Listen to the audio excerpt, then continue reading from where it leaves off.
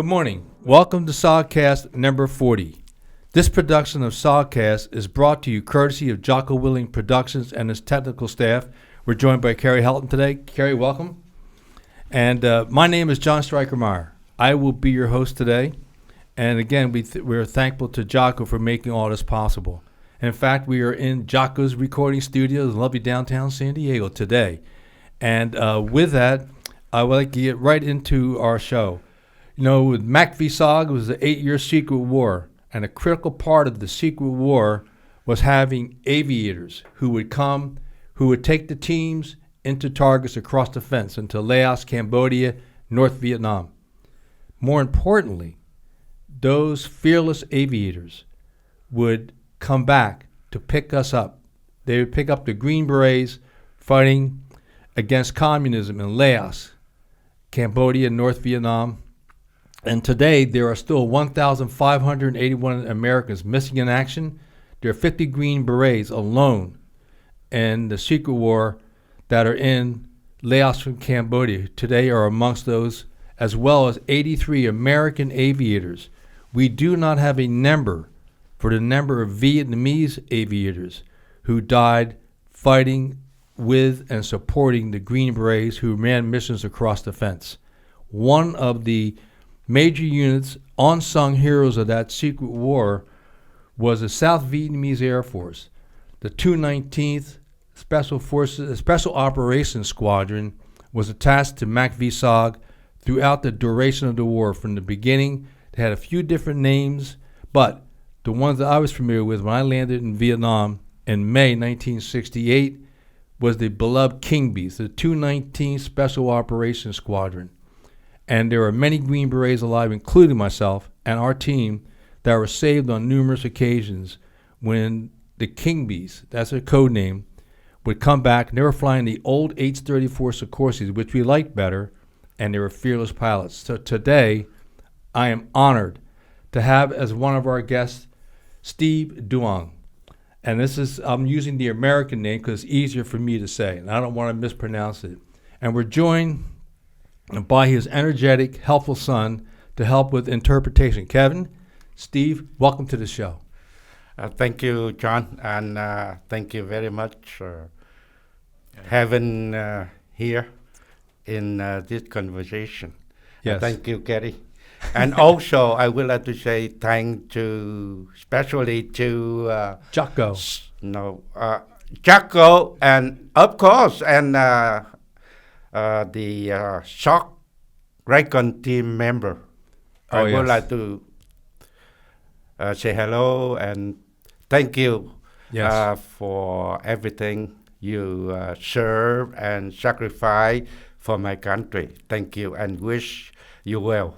Well, thank you. And likewise, and we respect and we're glad that you were able to escape Vietnam after Vietnam fell, but we'll get into those details later. First, for people that are viewing for the first time, to talk a little bit about those efforts. I mean, over the years, during the 8-year secret war, you were there. When the secret war ended in 1972, the Kingbees kept flying. Yeah. They flew right to the end. April 30th, 1975, some Kingbees were able to get out to the USS Midway, and others were not. And some, sadly, many went through re-education camps. So this would be some of the stories that we will get to as we go on. But first, I'd like our listeners to learn a little bit about some of the missions that you flew personally. And I know you entered service with the Kingbees in Vietnam in January 1969. Yes, sir. So by that time, the war had been going on for 4 years. We're entering the 5th year of the secret war. And we had lost several Kingbees along the way as well as American assets. And 1968 was the greatest year of casualties for the war. 69 was almost as bad, and that was when you entered the secret war. That's right. Yes. And so your first few months, you flew co-pilot for several of our legends, men who over time are in the books, like I must say, On the Ground. We have stories about our Kingbees. And so we could talk about one of the missions when you became a pilot, and you would talk about the mission and to get a team out and what you went through. And then later, there were other stories that were very scary. Yeah. And the fact that you're able to survive and you're here today is a multiple miracle story. Yeah, God saved my life. God smiled on you. Yeah, God saved my life so many times. Yes, sir. And so there was one of the missions later that you were the pilot. Yes. And you were shot down. At least twice. At least twice. And some other, but not rememberable. I remember 2 shot down. One was the CS-34 and one was the Huey. Oh, is that right? Yeah. The CS-34, I was shot down with the CS-34 in 1971. So later on, we transferred to US-1. And in 1973, after the Paris Agreement, Peace Accords, yes. Yeah, I was shot down in Duong. And you were flying a Huey for that. Huey that time. Wow. Yeah, so. And for our listening audience, because you flew the H-34, that's this old Sikorsky, which was an older helicopter with one door on the right side, and the pilot sat higher, and the passenger sat in the back, and they had a reciprocal engine, 9 cylinders, and the engines were B-17 engines that were used in World War II, but they used one engine for the Kingbee, but it also made it more safe. Yes. The bullets could hit it, exactly, and the pilots could live longer. But still very dangerous duty. And maybe the difference for you, you flew both. Which one did you like more? For traveling. Yes. For vacation traveling. I love to fly Huey. Okay. Because it looked pretty. And just like we have a Mercedes or something like that. Yes, yes. But in the war. Especially flying for SOG. Yes. Spy team. Yes, sir. We love to fly CS-34. Simply because more protection for the pilot. Underneath of my seat, yes. Pilot seat, yes, we had the very thick steel armor, okay, steel. Yes. And the engine with 9 cylinder, as you told. Yes, sir. And that protect the pilot very good. For people shooting up from the ground. Yeah, many times. Many times. I'll tell you the story about that. In the accident, I showed you the picture of my cruise ship. Yes, sir. He got shot in the shoulder. In the back. Yes. But when we went home, we checked where and how. And the bullet, the communist, the enemy, yes, shot me underneath, hit the armor and ricocheted. Ricocheted, yes. Ricocheted. And got him in the back. Got him in the back. And he told me, hey, I got hit. And my pilot, Captain Young, told me, look down. Where? He got hit. Because the door right here, the main yes. door, and the cruise ship with the M60, yes, they shot, the communist, the enemy, yes, in the LG. So the direction, they go straight, front to front, face to face with the enemy. Again. Shooting. Yes. But he got hit right here.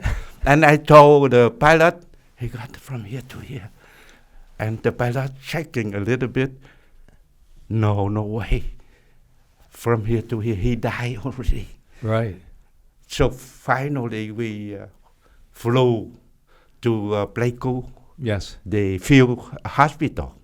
I jumped out right away because if They shot him right here to here, straight from the front to the back. He died.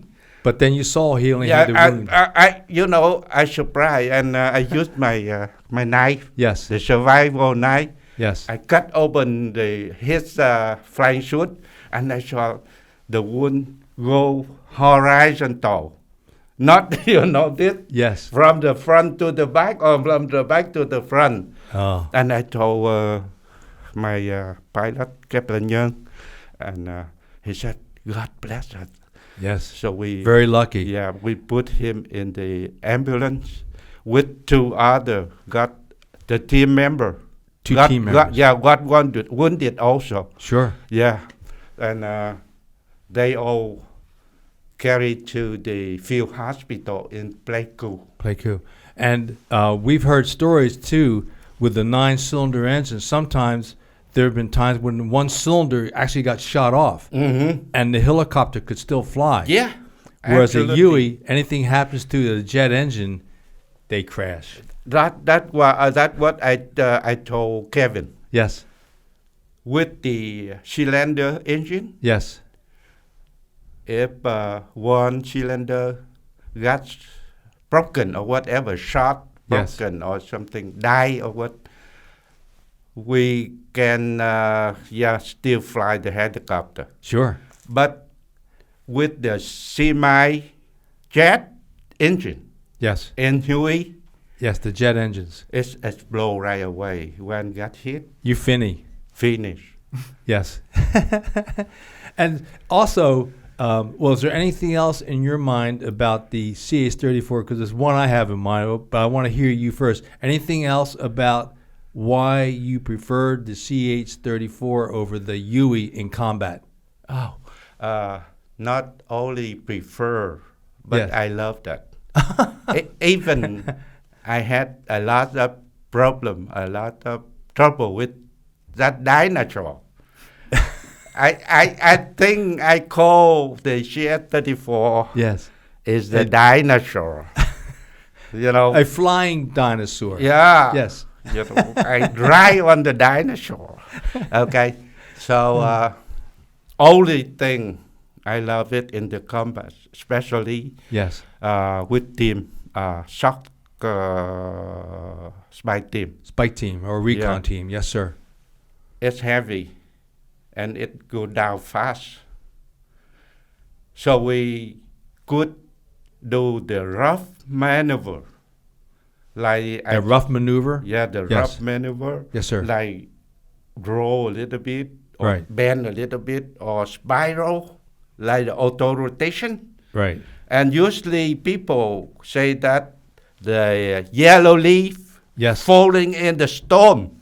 So that's what I was going to ask you about, because just for our listening audience, what we're referring to here is after flying from Vietnam to Laos, when we got to the target, a lot of times the Hueys would come straight in, land, we jump off. But the Kingbees had what they called the falling yellow leaf in the storm. Yes, exactly. And it was a spiral. And the very first time I was in the spiral, I think I made spots in my pants. I was very scared because the spiral, they turn aside and they spiral downward into the LZ, and the engine's in neutral. Yes. And then right at the end, they engage the engine and it flare. Yes. Land, we get out. Yes. And then you leave.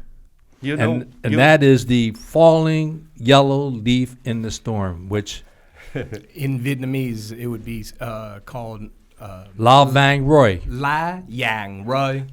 La means the leaf. Okay. Yang means yellow. Very good. La Yang means the yellow leaf. Roy means fall down. Okay. In the storm means like the storm. It's sure. Yeah. So over those years, yes, there was many of the falling yellow leaf in the storms where you would come in to get us to insert the team or to come in for an extraction to pick us up and go home. And those are just over time after time. How many Americans are alive today, Green Berets and their team members are alive thanks to the Kingbee pilots. And are the American aviators, but today we're focusing on Vietnamese and the 219th. And you, sir, I'm just glad that you survived to come here with your story. So when you got shot down with your Kingbee, you were the pilot. What happened there? Were you on a mission, or what happened on the day that you got shot down in a Kingbee? Usually in the mission, especially with the SOG mission. The SOG missions across the fence in Laos or Cambodia. Yes, sir. We had the gunship on the Cobra to escort to cover in and out of the mission to the LG, and we also have the Covey Rider right on the air. And so for our first-time viewers, we have a forward air controller. The code name in SOG was Covey. Yes. And he would fly over the battlefield. Yes. And for insertions, the Kingbees would come with gunships alongside. Yes. And they would escort you to the target. You would go in, drop the team, and when you left, the gunships were there to support you when you left. So if there was enemy activity, they could return if necessary. And in my case, there was a few times we were inserted, have heavy contact, and Kingbee come back right away, pick us up, and go home. With bullet holes. Yes. The Kingbees have buku bullet holes in them, for sure. And use the tape, you cover the hole. And spray, use the spray color. Yeah. Camouflage again and go. I remember Kingbees with many patches. Yes. On the sides, on the underneath. Oh, my God. Yes, it was incredible. But that's why we love the Kingbee so. And they always brought us home. And we loved you, too, the spy team member. So what happened on your mission? Thank you. And what happened on your mission the day you got shot down? You were bringing a team to the mission, or did you get shot down? What happened on that mission? Okay, that happened in Cambodia, about 35 or 30 miles north of Loc Ninh. Yes. Loc Ninh, Bù Đốp, Loc Ninh. Yes, sir. Yeah, I knew Loc Ninh was a forward base or something, lunch base. Yes. And the mission was insertion one team. Recon team, yes. Yeah, recon team, Vietnamese team. I didn't see American member in the team. Yes, because at the end of the war, some of the SOG teams have indigenous troops that were very good, like Idaho. The last American was then Lieutenant Ken Bore, and then Do Thi Quang was the team leader, and he would go missions across the fence. Kingbees take them, Vietnamese flying the Vietnamese team into Laos. And so down south, where you flew that day, that was what was a new policy with the, these are the outstanding stories about the Vietnamese that we never hear. Yeah. And there people, due to the media not telling accurate stories, forget about the heroics of the brave Vietnamese men and our other indigenous troops that we served with. My team was Vietnamese, so I'm biased. And the team you flew in down there may have been Vietnamese or Nung. Oh. But it was all indigenous, no Americans. So go on with your story, because you're flying. What happens when you get hit, or what makes Kingbee go down now? So in the briefing, we had two Kingbee. Captain Kingbee number 1. Also the CNC, something like that. Right. And I was Kingbee 2 with the team, because the mission was the insertion. Yes. So two Cobra cover. And Vietnamese 01 observation on the air. Okay. Yes, sir. And the LG was a narrow piece of land, narrow, surrounded by the tall tree. The jungle In Cambodia. Yes. About 35 miles north of Loc Ninh. Right. And I've heard that the enemy around there, they had the training center or something around there, so we would like to get the information from the enemy. Right, to learn what they're doing there with the transmitters? Yeah. Yes. Okay. So the O1 said, okay, LG, okay. Ooh. He's flying high. Yeah, about can see about 6,000 miles over there. 6,000 feet, yes, sir. 6,000 feet over there. He's up there, but Kingbee's right down here near the jungle top. So you say, okay, I go in now, right? Yeah. You do your turning yellow leaf and... Yeah. No, you just go straight in. From about 100 feet above the ground. Right. And about 200 feet away from the LG. Yes. I was careful and landing. Sure. To the LG. Because this is different than Laos. More flat? Yeah, but we just use the yellow leaf folding in the storm when we have the emergency or very serious landing. Right. Okay. Otherwise, we use the normal, just like other pilot, and very good. Slowly approach. So your aircraft, he says there. at 6,000 feet, you're okay now. Yeah. So you're still being careful because you know that sometimes they make mistakes. And he told me, I saw you, okay. Okay. Yeah. But you're not. What happened? So about almost to the LG, I slowed down to make a slow flare. Remember? Yes. And suddenly, everybody saw on the LG. Yes. The VC, they all wore the black pajamas, and they scrambled, and in panic, they ran fast into the forest and the bushes. Into the jungle, yes. And the team on the aircraft and the cruise ship opened fire right away. Sure. And the M60? 79, M79. Oh, M79. They shot down, BAM! And the enemy respond immediately, fiercely, hard. Yes. They shot us, they shot the chopper, the CH-34, and I heard Can you feel it hit you? Cut. Oh. Yeah, yes. Somewhere. And I try hard to stop the helicopter. Yes. And recover the power right away. Everything immediately. Yes. At the same time. Sure. And they shooting, back and forth. And I concentrated in maneuver to hover upward. Right. To straight up. Yes. Straight up. Yeah, okay. Because the tree right in front. Oh. So we use maximum power.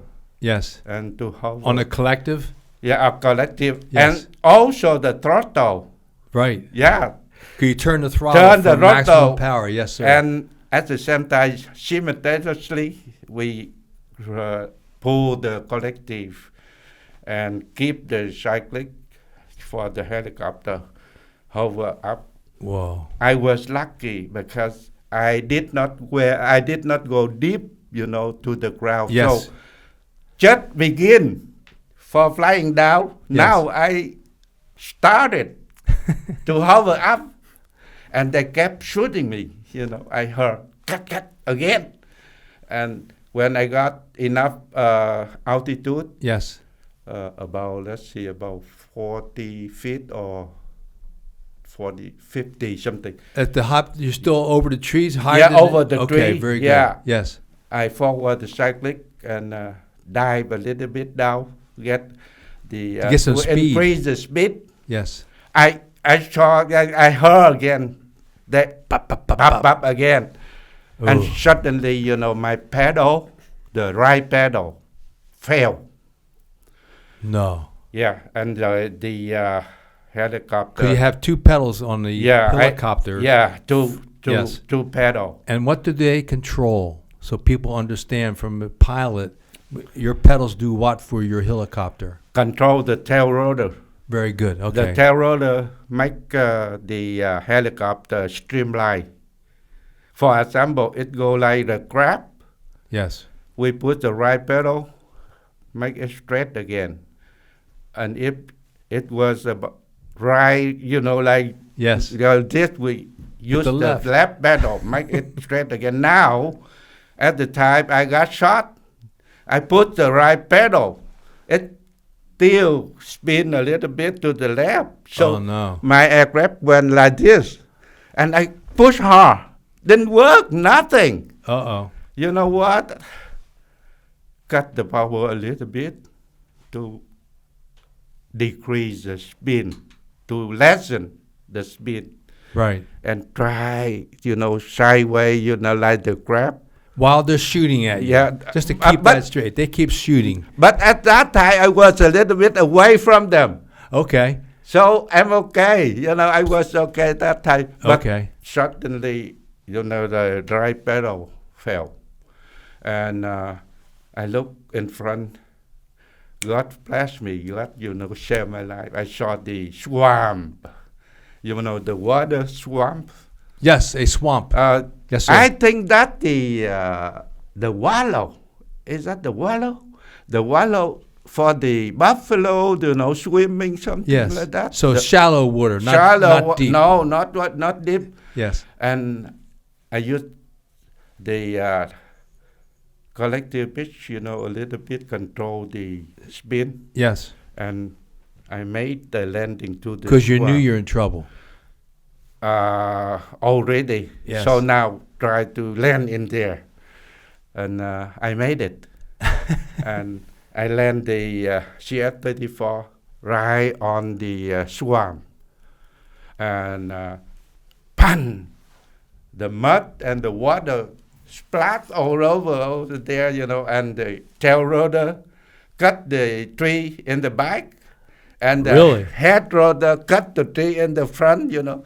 The leaves, you know, fell everywhere, all over.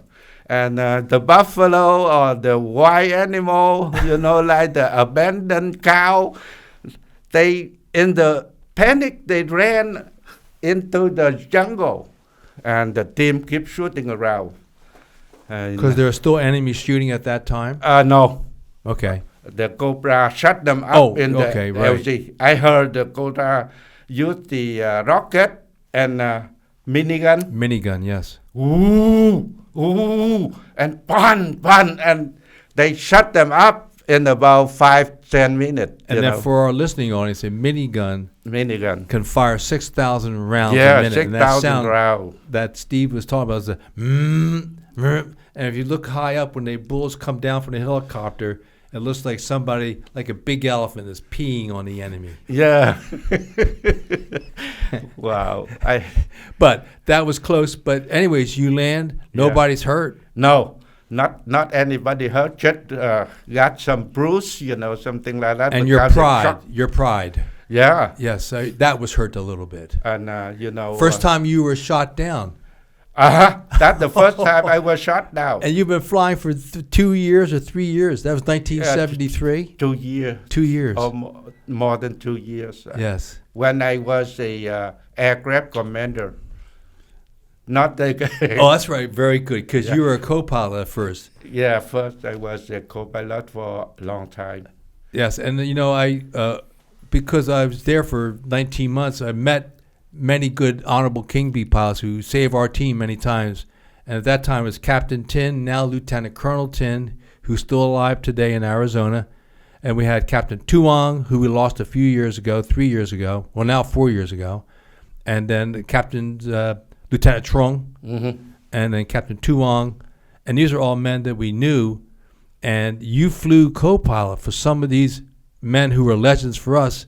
So you learned from #1 Kingbee pilots. You talked a little bit about that, because what was that like? I can't imagine. I mean, a couple of times I flew in the co-pilot seat, fly back to Fubai after mission, and I fly co-pilot for like number one King. I could almost take off.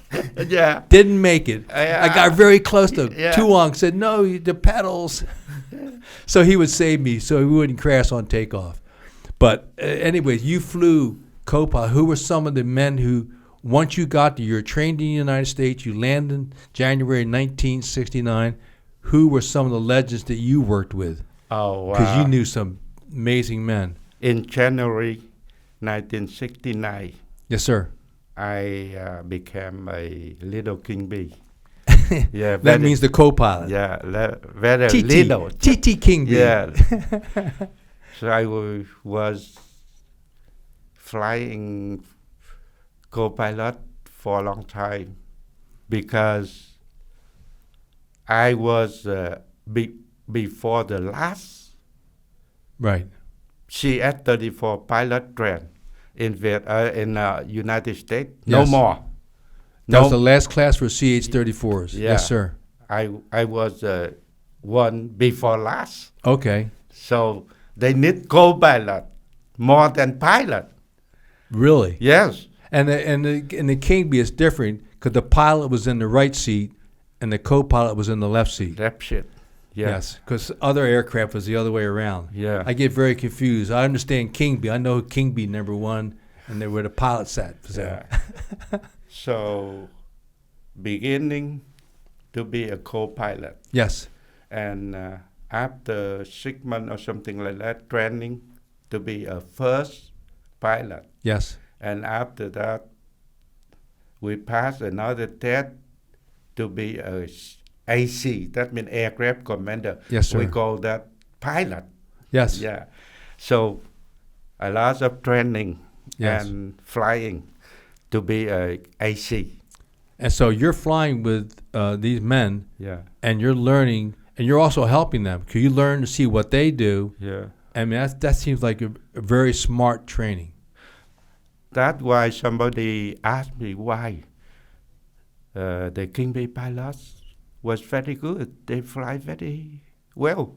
Yes. I said because the Kingbee pilot had to be co-pilot for a long time. He learned and got experience from the pilot. Sure. And if they were not good, they die already. Yeah. Yes. If they make mistakes, they die. They die. VC Crocodile. So you see the Kingbee pilot, that means he's good because he's still alive. Yes. Yes, sir. Yeah. And he was lucky too. Yeah, very lucky also. Like I told you, God, shared my life many times. Yes, indeed. So, where for you did all of this begin? Where did you think about flying? And your family, you grew up in Vietnam. So where does your life begin with your family and your father?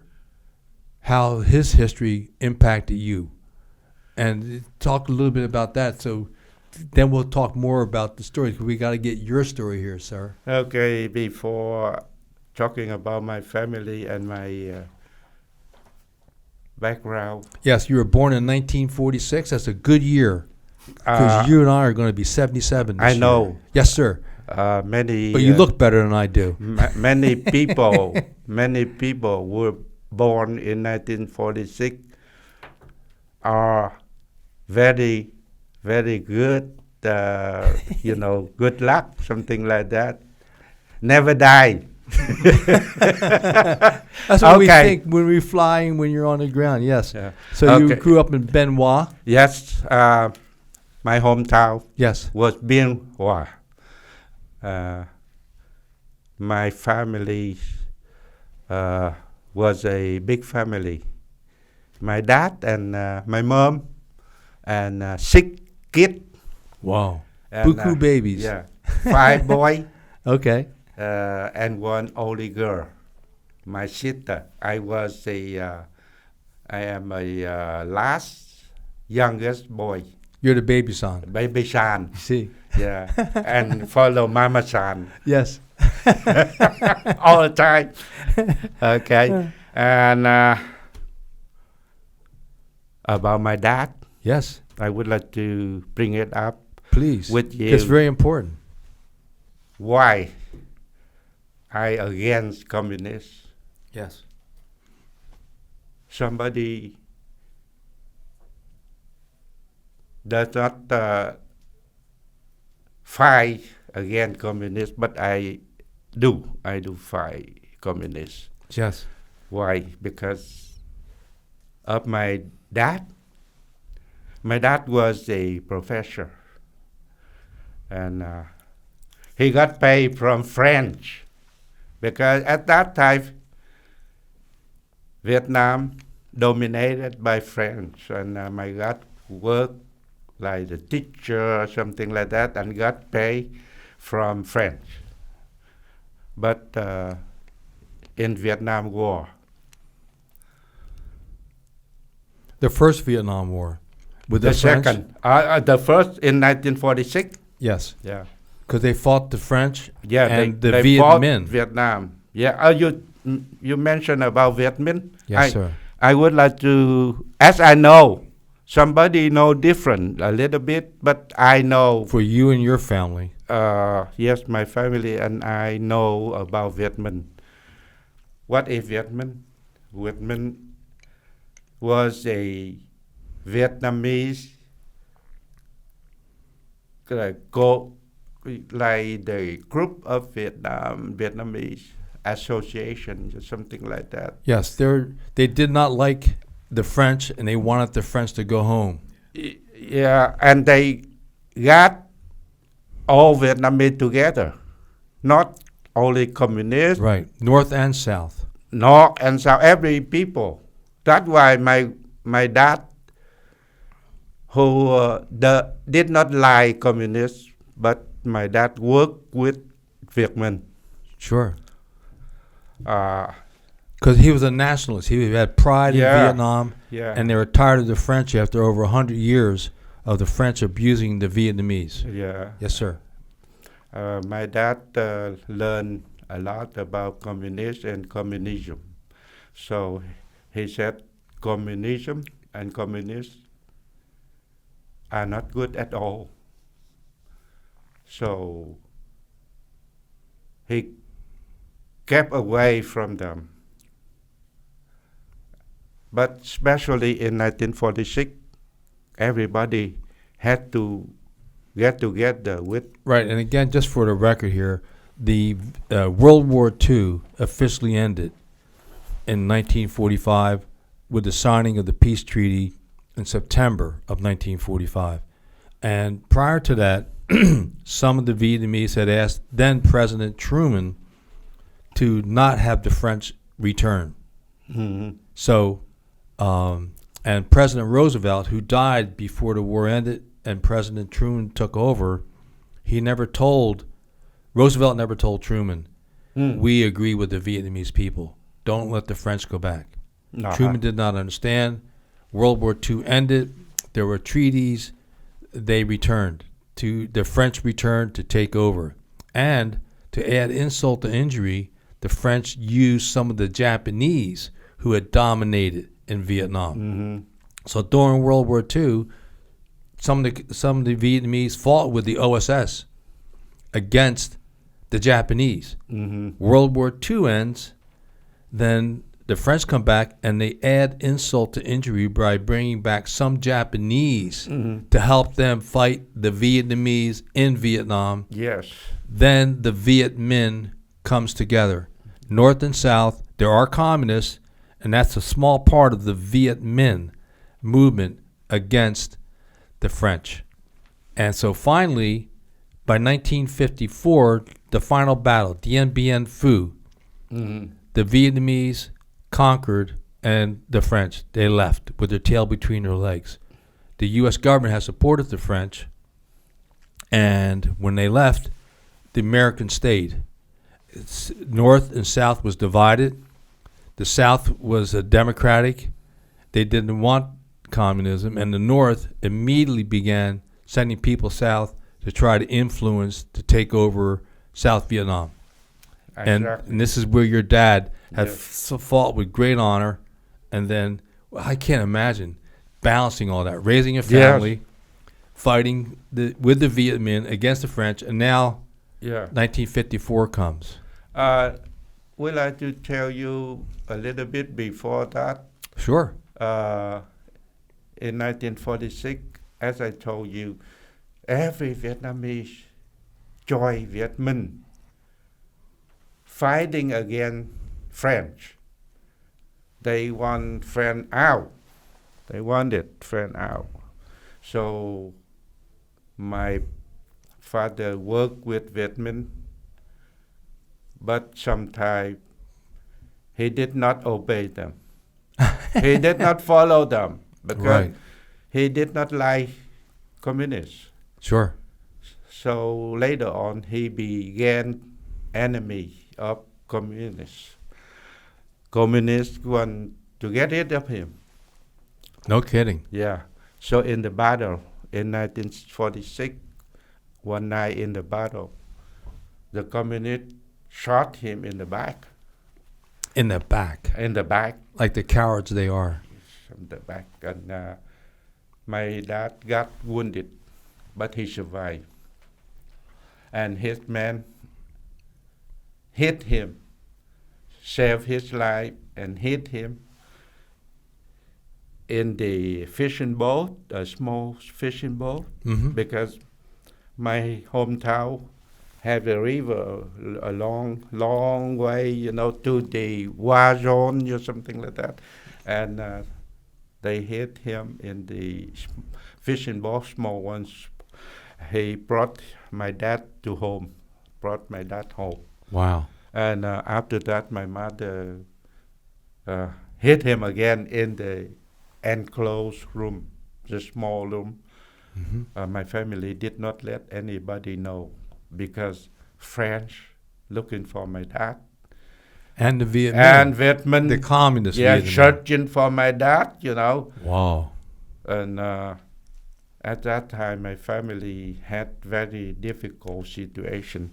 And my mother spent all money for the medicine for my dad. But at that time, you said the Japanese got in and, French back in and Viet Minh, the crazy time. Crazy time. I cannot imagine. Yeah, and due to not enough medicine, and especially not enough antibiotic, so the wound got worse and worse, and my dad passed away. No. In the end of the year 1946. Oh. And before my dad passed away, and my dad told my mom and my older brother, yes, communists just the evil devil. Get away as far as you can from them. Never join them. They bad, like the evil. They still are. And he gone forever. Wow. When I was 3 months old. Oh my God. And my mother was 36 old. So after that, my mother had to handle everything, And your older brothers had to help her. Me too. 3 months old, you put you to work in the rice paddies, huh? Okay, so my family became very poor. We did not have enough money for food, for school. But my mother wanted every one of you have to stay in school. Learn as much as you can. My mother worked night and day. Wow. Not enough. And my mother asked my granddad to help but still not enough, for 6 kids. And my mother was very young lady, 36 years old. So we did everything to survive. And because my mom wanted, we all go to school. So I went to school until first year in college in 1966. I got in 18 years old, and you're ready. 18 years old, and got in Air Force. So why did you pick the Air Force? Because I'm sure you thought about that. Like you had the Vietnamese Navy, you had the Vietnamese Army, you had the South Vietnamese Air Force. Air Force, yes. And that what made you say, maybe someday I'd fly airplanes or helicopters or did you think about helicopters? No. No. I love to be a pilot. Yes. But the fighter pilot, jet pilot or something, not helicopter, tell the truth honestly. Well, your story is similar to many that have wanted to fly jets and they finished flying helicopters, but they still are number one pilots. Yeah. Yes. And when I was 17 or 16 in high school, I read some article about aviation and about pilot. And in first year in the university college, I read the book. That's very impressive. It impressed me a lot. The name of the book was The Life of the Pilot. Oh, okay. Yeah. Sure. Yeah, written by a pilot colonel, Vietnamese pilot from the Vietnamese colonel. Air Force. Yeah. Yes, sir. He became the top commander of Vietnamese Air Force later. He was very good, and I love the book. He explained and expressed, he talked about how the pilot live, for love, something like that. Oh my God, I love that. Okay, so especially when I was in college, I was sitting next to the window in the classroom. Yes. And below that was the football court, and one helicopter landed right there. Oh, no kidding. Yeah, and the pilot, Oh, yeah. they met and walked down. And they have the coveralls like you wear. Like all the Kingbee pilots wear the black outfit. Not black one. Not black? The orange. Yeah. The orange color combination. Yes. And I said, you know what? He was the actor. Really? Yeah, pilot, but beside the pilot, he was the film actor, movie actor. And behind him, there was some pretty girl, of course, actress in the behind, okay? That's why it, got in my mind. See, you and I had something similar that I didn't know. When I grew up, all I wanted to do was fly jets. Yeah. But the eye thought to say, your eye's number 10. Fly jets. Yeah. So I jump out of airplanes instead. Yeah. I never had a chance to fly Kingbees. Yeah. Yes. So go ahead. I'm sorry. Yes. Yeah. So then you enlist in the Air Force. Yeah. The second reason. Oh, second, indeed. Yes, sir. In 1955, Ngo Dinh Diem became Vietnam president. He came back from United States with a lot of help from USA. Yes. At that time, United States, USA helped Vietnam, helped President Ngo Dinh Diem a lot. I was young in high school, but I saw something like every month I got the book, the school supply, and sometimes we got the free lunch, something like that. Sure. Yeah, and especially they offer a scholarship for the good student, excellent student, to get the scholarship to go to United States for schooling. Really? Yeah, in 1955. Wow, okay. So you're 9 years old then? Yeah. Yeah. So, but they caught your attention. I was not good enough. I know. I not good enough student to dream about it, you know. But anyway, I love, have a chance, try it. Sure. And I wish I have a chance, to go to United States at least one time to see what's going on. Yeah. And at that time, I remember people think about USA like the number one, like the good, and they think about the Red China is the bad. Yes. And the North Vietnam is the ugly, So I remember the good, the bad, and the ugly. I love the good. Yes. Okay. And one more thing, very important. At that time, the war became very intensive, and the government need more soldiers for more troops. So, because more communists kept coming in and trying to take over. They declared the draft, nationwide draft. Right. Just like in America. Yeah. If you were drafted, you have no choice. You have Army. no choice. Just army.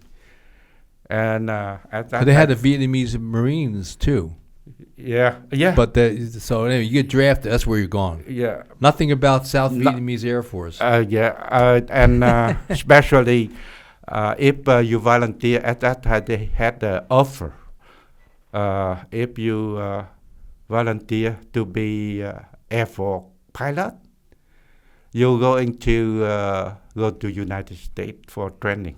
Ooh. Yeah. Yes. I got that. I jumped in for the opportunity to be the officer of the Air Force, pilot, something like that. And I passed the physical examination. And I remember when I went home, my brother and my mother said, "Hey, no. We don't want you to go to Air Force or whatever military. You go to school to be an engineer or doctor. Or a doctor or a lawyer. Yeah, lawyer." But I knew that I was not good enough to make it. Yeah. And I delayed. I did not report to the Air Force that time. But, 2 months later, they sent me the note. If you change your mind, go get, Or go to the Army. Yeah, go to the Air Force. Okay. At that time, I hid from my brother and mother, I didn't let them know. I went to get the new clothes, everything, and document, to join the Air Force. Okay? Sure. And that time, they sent me to the Nha Trang. The Trang, yes, yeah, sir. That's the Air Force Academy. And that was 1966, and you're 18 years old. I remember exactly on June 29, oh, wow. 1966.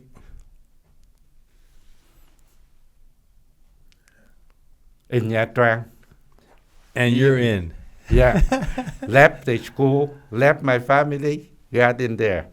Oh, wow. When I was 18 or 19, I think.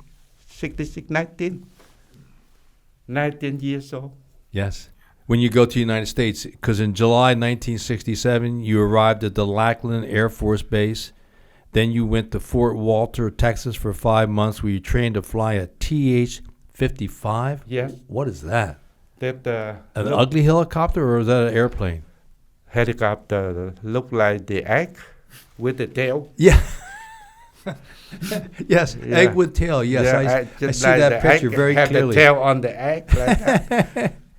So you're there for 5 months. Then you go to Fort Rucker, Yes, I went to Fort Rucker, and then you train on the CF-34. Yes, and so At that what did time, you think when you arrived at Fort Rucker? What was it like to arrive there in Alabama, and then at some point is that your first H-34 you see? And you go, the whoa. first one, and you know what? What? When I climb up to get in the sheet, Yes, sir. I couldn't believe that. You know, the 19 years old, climb Sure. up with the dinosaur like that. Yes. I had the question in my mind already. Is that right? And later on, my instructor took me to the museum in the city. Yes. I saw the CF-34 in the museum. I said, God. You're flying a Yeah. museum piece. Yeah. They get rid that when I'm learning hard, I was learning hard to fly it. I asked my teacher, I said, what's going on?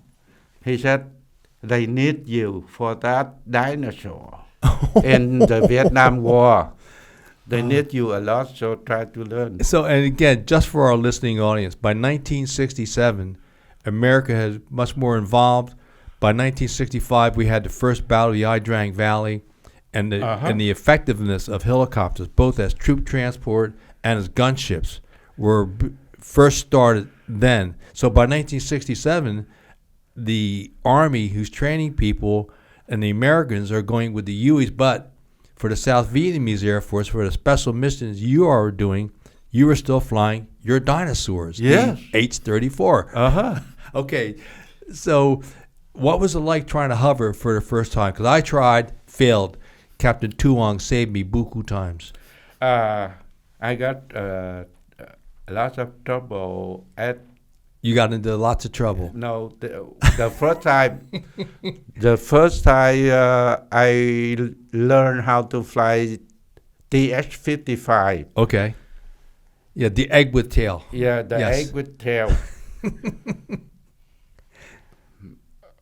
My instructor, he was the old man, and he said, "Hey, Steve, try to keep it on the ground, man. Don't move." And in my mind, how? It keep moving. And he said, "Okay, now." He showed me the restroom, Yes. the temporary restroom in the airfield. Yes, sir. I said, "Hey, you see the restroom over there? Yes. The toilet there? So don't move forward. It is a checkpoint. So keep, your position. Don't move around." I said, "Yes, sir." He told me, "Are you ready?" I said, "Yes." "You have it." And I got the control.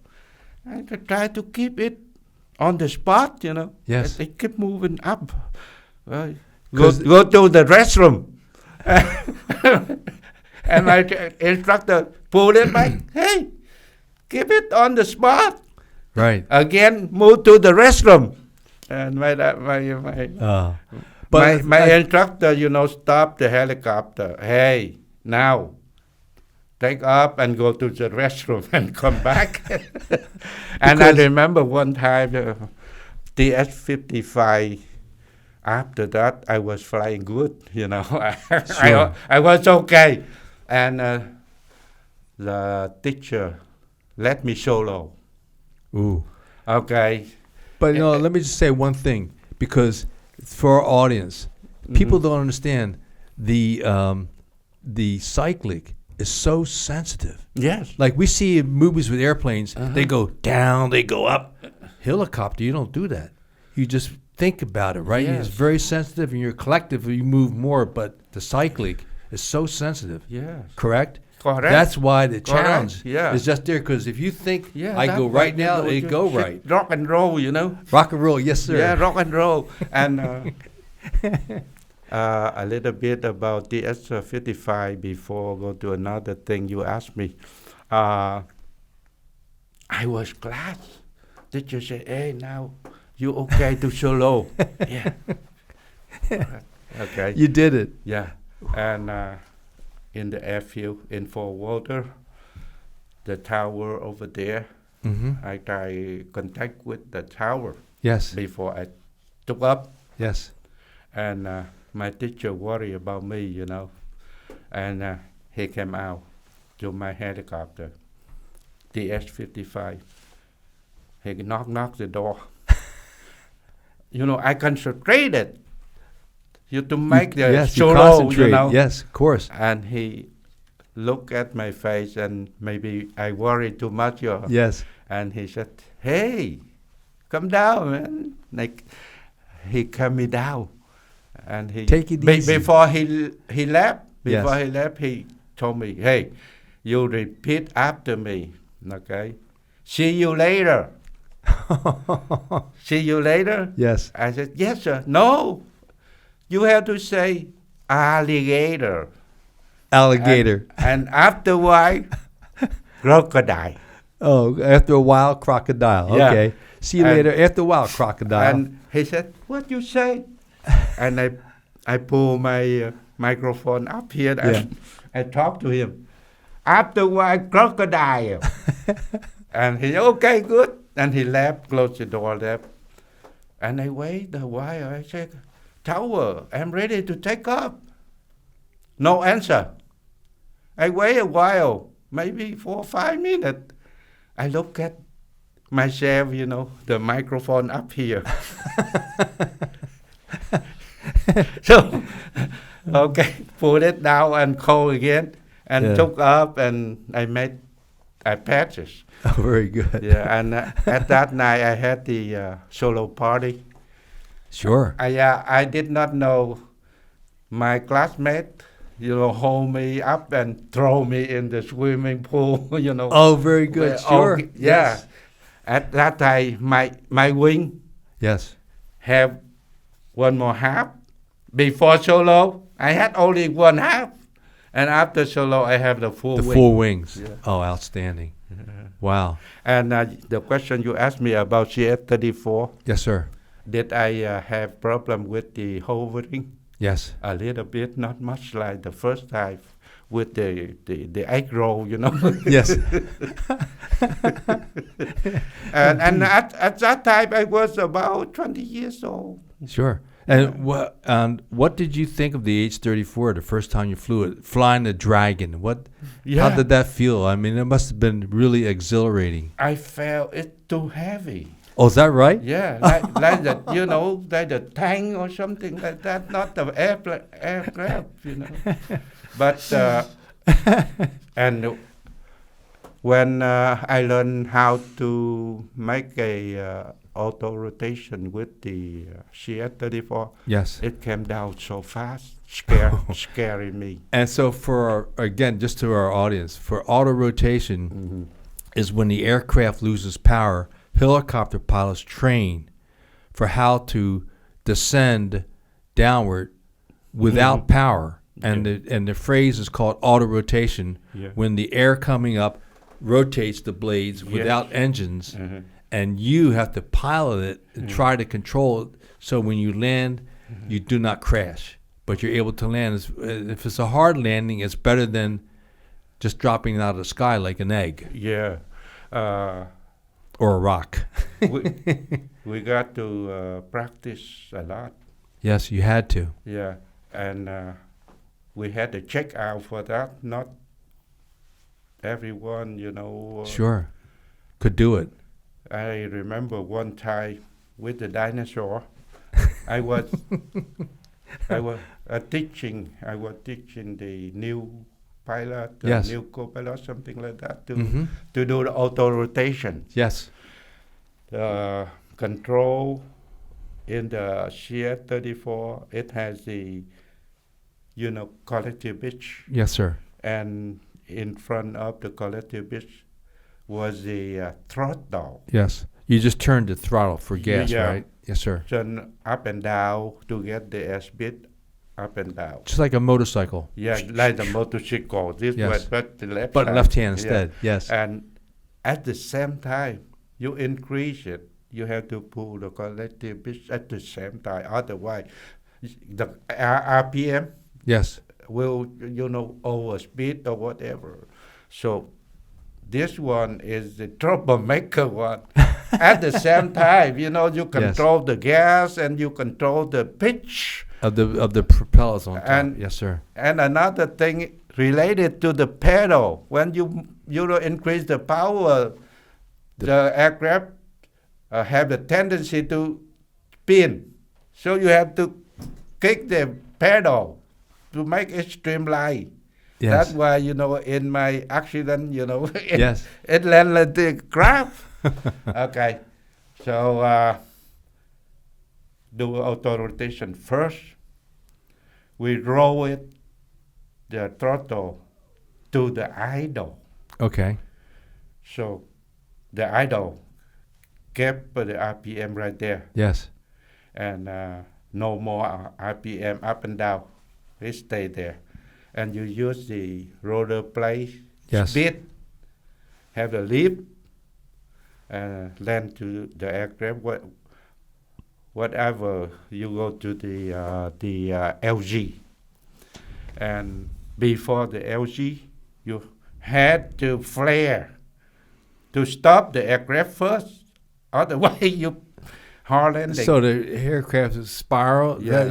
Are we talking about the falling yellow leaf now? Yeah. Yes. Exactly. That maneuver just like the auto rotation. And so at the very end, the helicopter coming down, then it flares like the nose goes up and the bottom goes down. No, and that's to stop the speed. Yes. On the LG. Right. If you flare it too much, maybe the tail rotor hit the tree or something. Be careful. Yes. One Kingbee died in the training because he flared too much and too low. The tail hit the ground and broken, and he got killed. Whoa. Kingbee in Da Nang. So right after that, right on the spot, you want to land, level up, enter the hover. And then wheels on the ground. Yeah, put the wheel on the ground. That, nobody can help you to do that. You got to learn by yourself.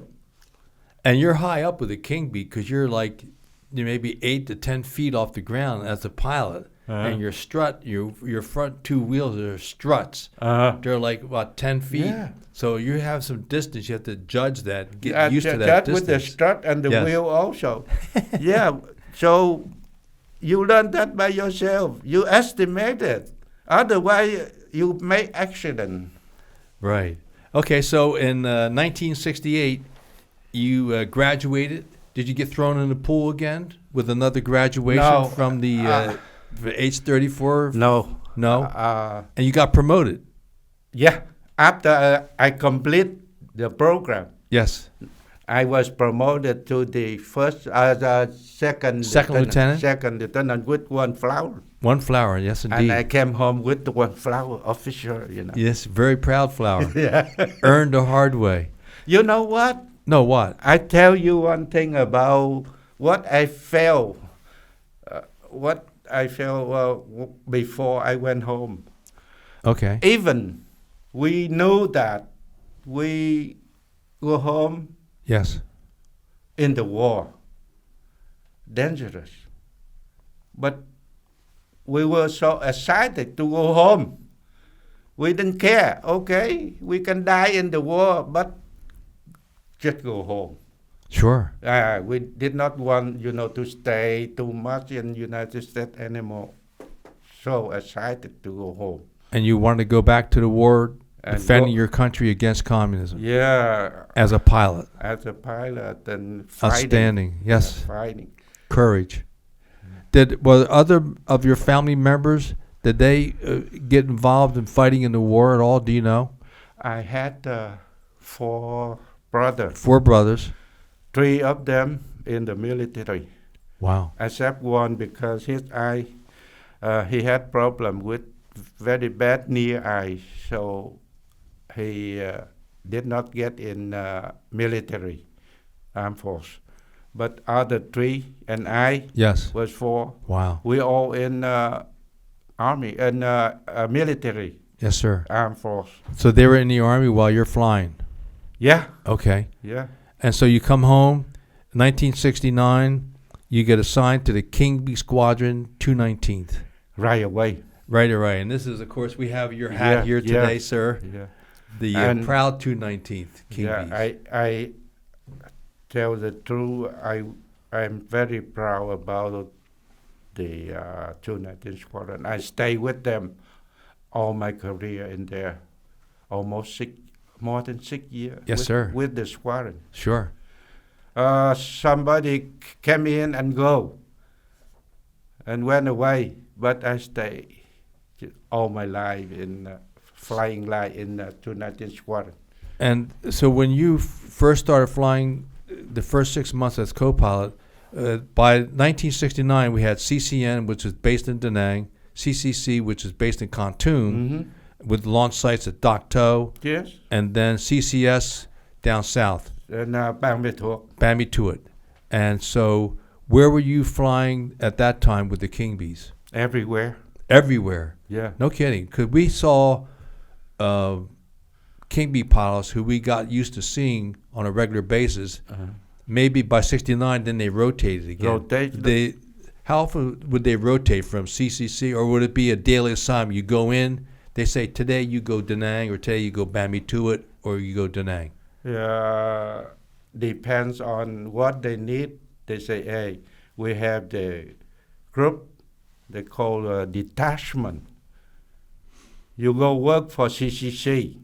Right. And we, just like the show, 5, 6 helicopter with the crews, everything. Like you make a show, singing show. Oh, is that right? Yeah. And they send us to CCC or CCS or CCN, whatever right, they yes, needed. Sir. When we stayed there a week or 2 weeks. Sure. Yeah, the time, 1 week or 2 weeks, working with, what they need in there. Right. And that's why we went to CCN, and sometimes we went to CCC in Kontum. Kontum, yes, sir. And in Kontum, we were living in B15. Okay. And in Bang Me Thuot, we were living in B50. Okay. 50. Yes. And in CCN, sometimes we were living in the airport. Yeah, because they had the 219 Squadron had their own office right there at the Da Nang airfield. Yeah, okay. And which areas that you flew, which one, for your experience, was the most dangerous?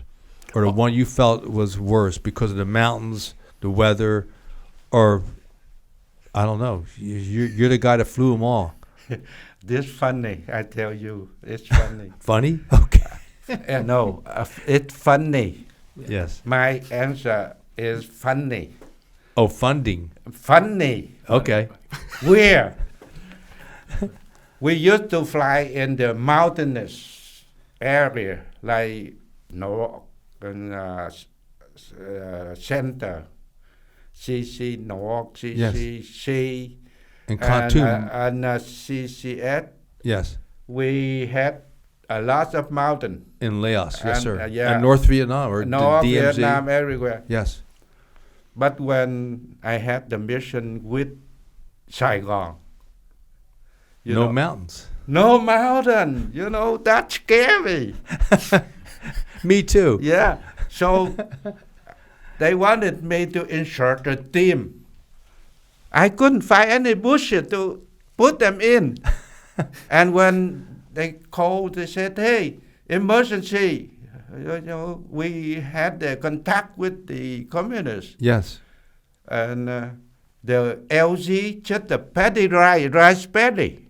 Really? Yeah. Sure. I remember I came in to pick up a team in emergency. Yes. And they will hurry, and dive in the helicopter because I could not land on the mud. Right.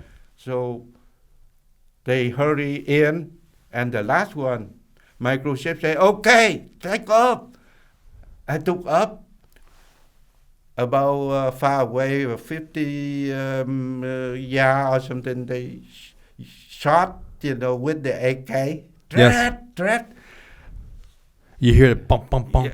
No, I hear crack, like, very Yes. dry sound, I know that AK-47. Yes.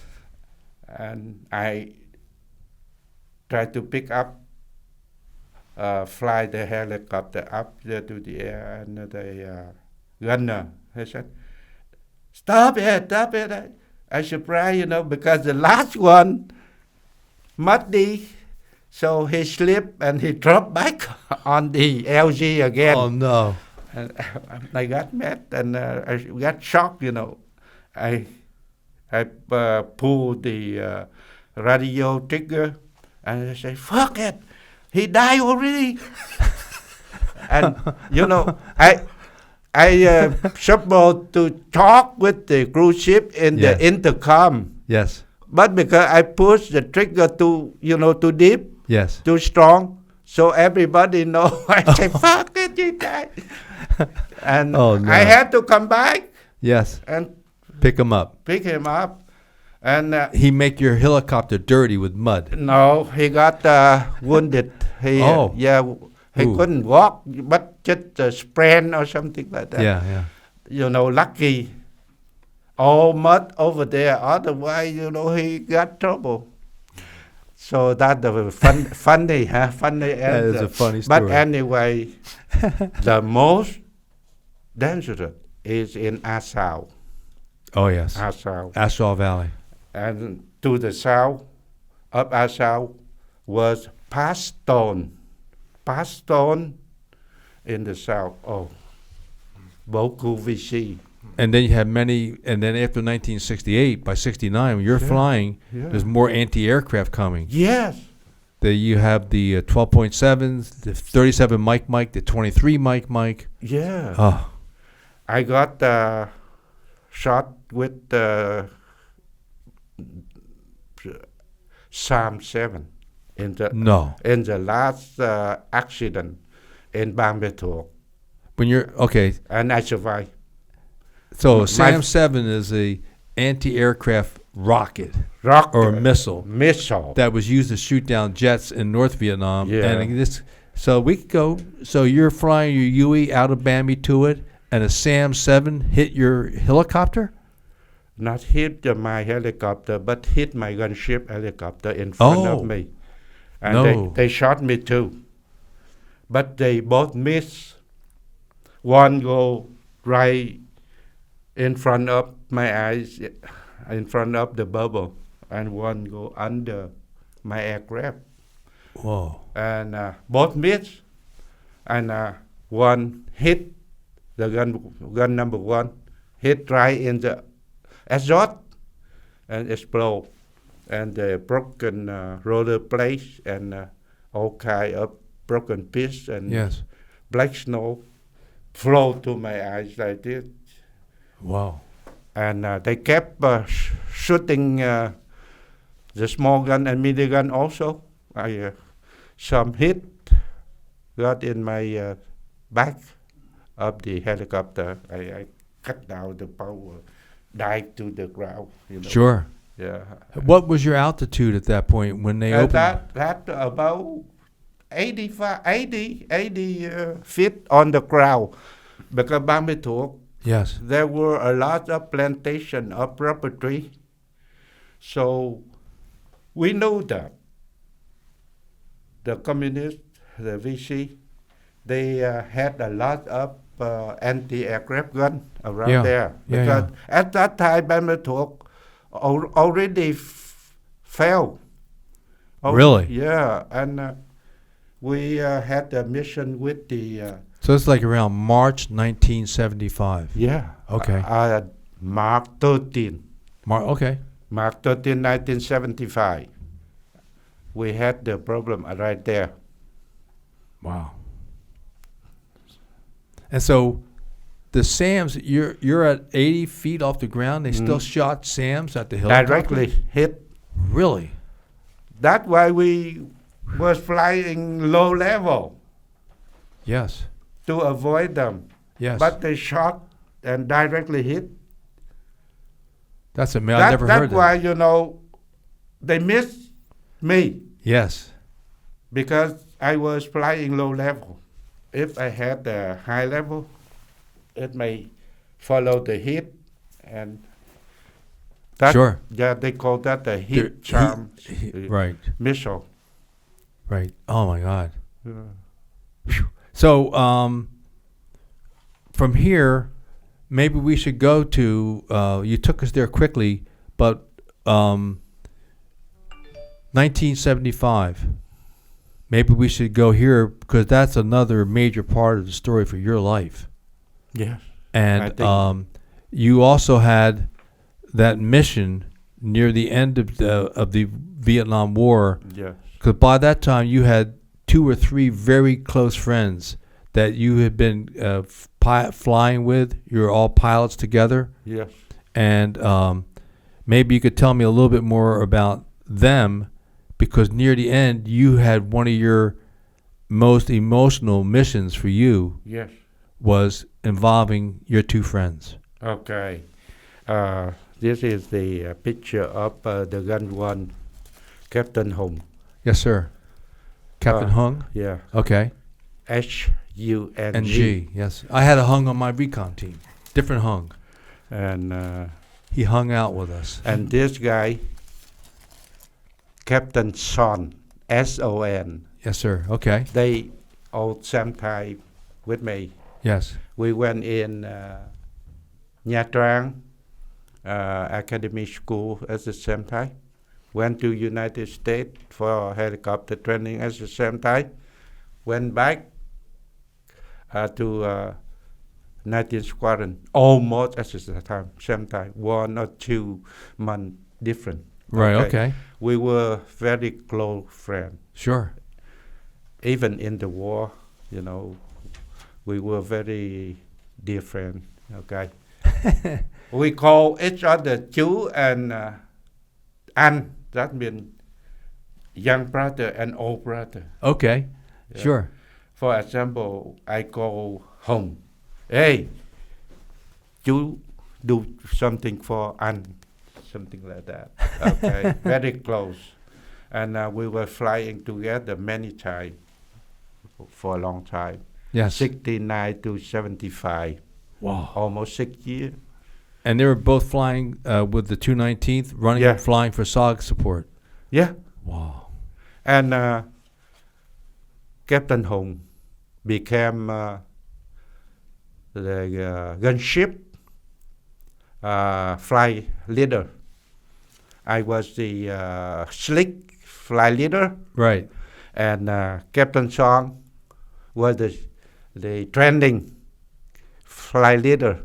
Training, okay. Yeah. Yes, sir. And so the story related to 3 of us, me, Captain Hồng, gunship, and Song was a lost missing man.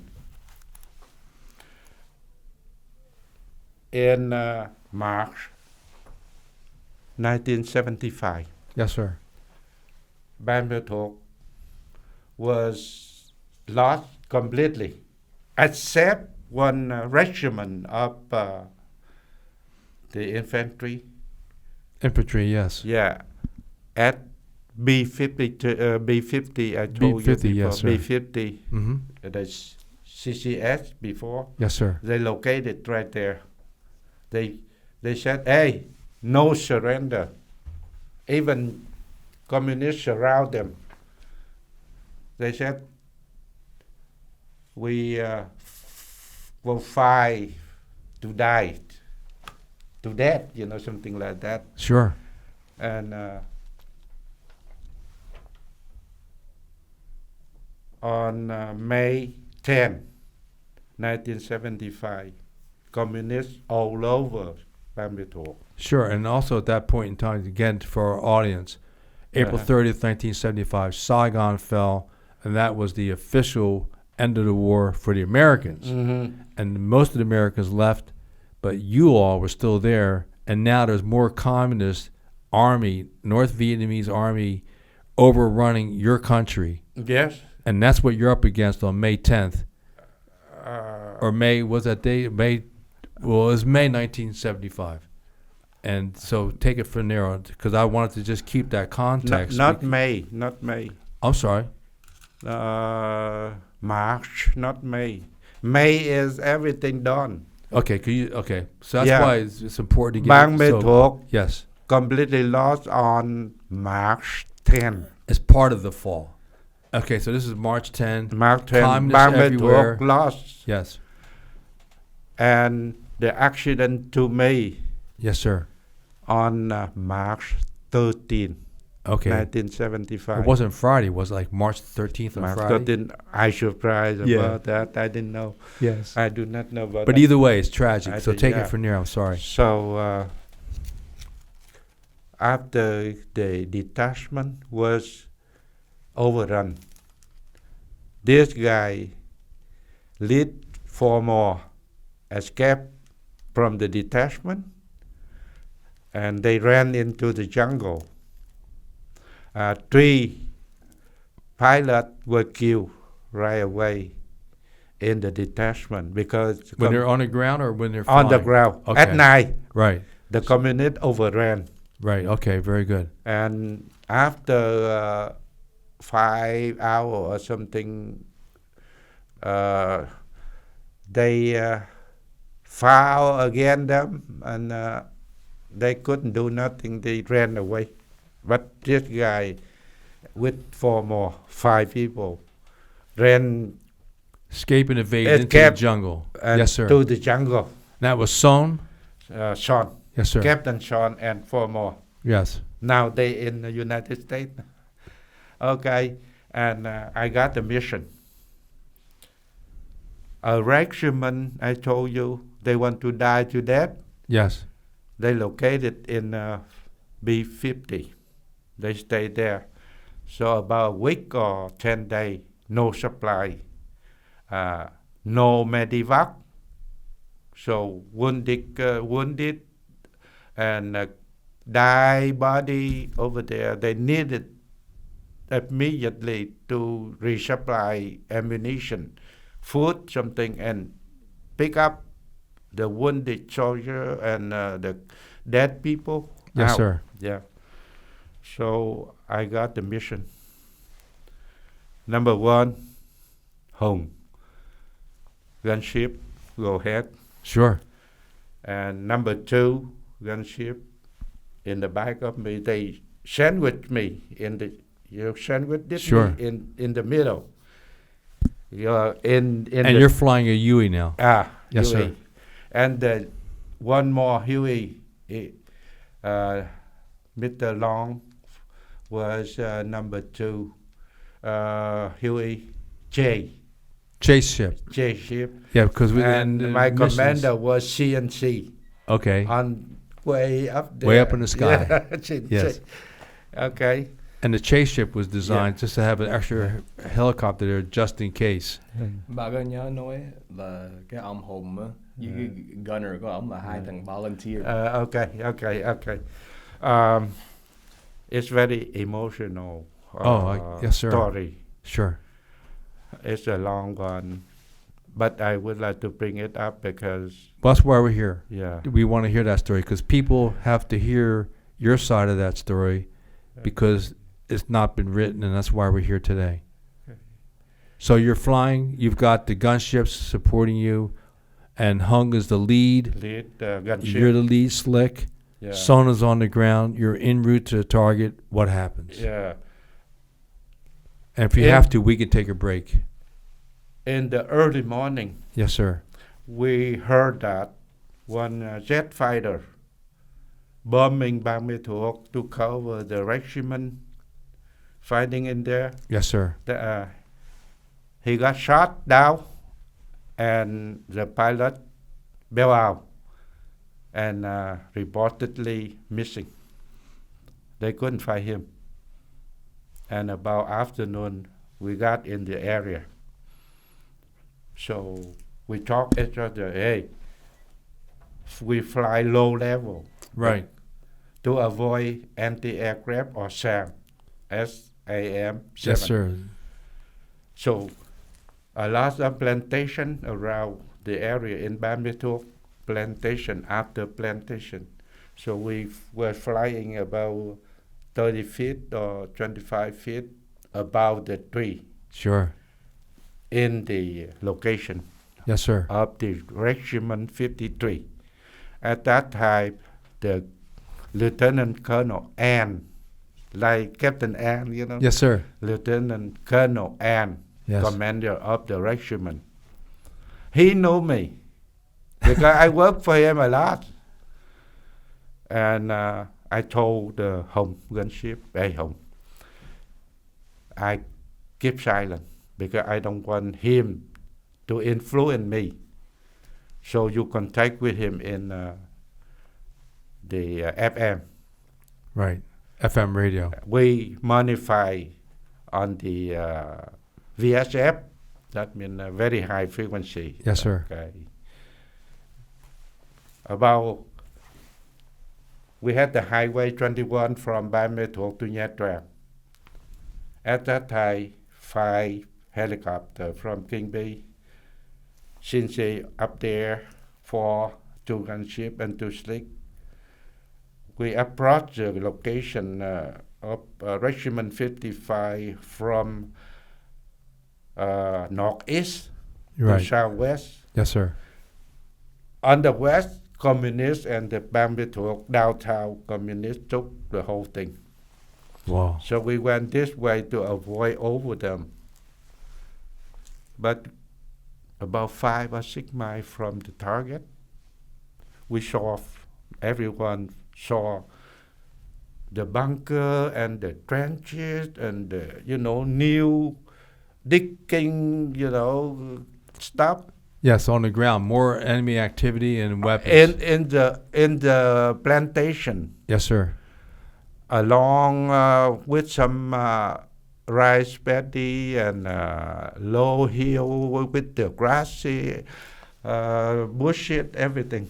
Okay. And we saw them.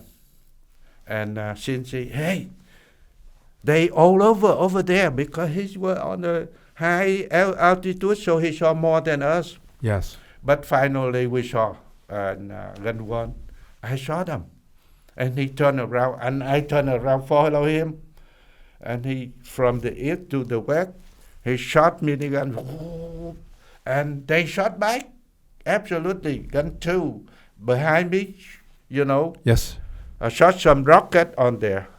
At that time, we had 2 kinds of rocket, the regular one with the black smoke. Right. And the rocket with nail, they call that nail rocket, with the red smoke. The smoke flew on over, and the enemy with many kind of gun, they shot us, Sure. I got cut in the back somewhere, but I had to keep in the formation.